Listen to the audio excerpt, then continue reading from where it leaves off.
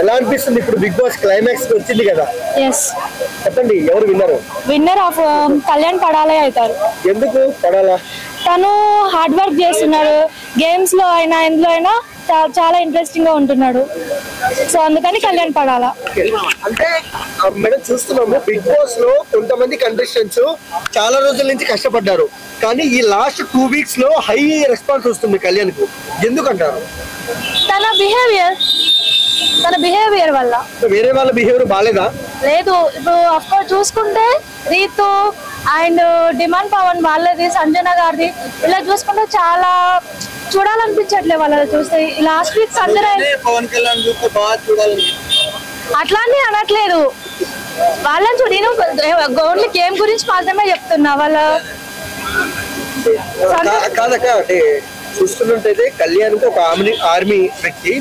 So ఆయన first నుంచి ఎక్కడ నేను ఆర్మీ ఓట్లేండి అని అడుక్కోలేదు. అవును. సో కానీ ఆర్మీ వాళ్ళు ఈయన అడగకపోయినా సపోర్ట్ చేస్తున్నారు కొంతమంది. సో ఏం చెప్తారు దీని గురించి? గేమ్ చూసే కదండి ఎవరైనా ఓటేసేది.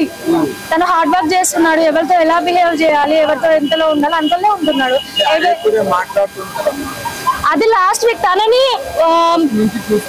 తనని రేస్ చేస్తేనే తను వెళ్తున్నాడు తప్ప నార్మల్ గా తనే వెళ్ళి గెలుపుకొని మరి మాట్లాడట్లేదు.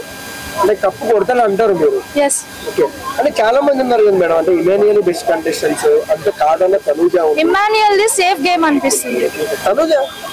తనుజది చాలా సెంటిమెంటల్ గా, ఆమె సమ్ టైమ్స్ ఏమో అగ్రెసివ్ ఉంటుంది, సమ్ టైమ్స్ నార్మల్ గా ఉంటుంది.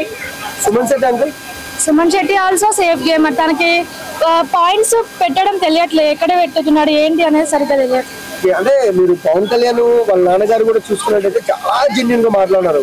తప్పు ఎందుకు తొక్క, మనకి జీవితం అంటే ఒక క్యారెక్టర్ ఇంపార్టెంట్ అన్నట్టు మాట్లాడినారు. సో దీనికి ఏం చెప్తారు?